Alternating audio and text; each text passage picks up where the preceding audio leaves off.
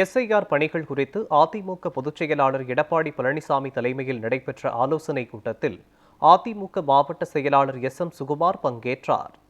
தமிழ்நாடு முழுவதும் இந்திய தேர்தல் ஆணையத்தால் நடைபெற்று வரும் எஸ்ஐஆர் பணிகள் குறித்த அதிமுக ஆலோசனைக் கூட்டம் நடைபெற்றது. சென்னையில் உள்ள அதிமுக தலைமை அலுவலகத்தில் இருந்தவாறு காணொலி காட்சி வாயிலாக அதிமுக பொதுச் செயலாளர் எடப்பாடி பழனிசாமி பங்கேற்று மாவட்ட செயலாளர் மற்றும் நிர்வாகிகளுக்கு ஆலோசனைகளை வழங்கினார்.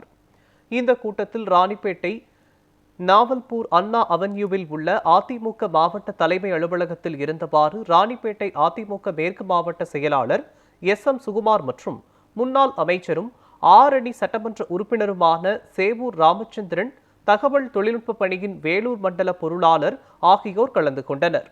ராணிப்பேட்டை மாவட்டம் முழுவதும் மேற்கொள்ளப்பட்டு வரும் எஸ்ஐஆர் பணிகள் குறித்து அதிமுக மாவட்ட செயலாளர் எஸ்.எம். சுகுமாரிடம் அதிமுக பொதுச் செயலாளர் எடப்பாடி பழனிசாமி கேட்டறிந்தார்.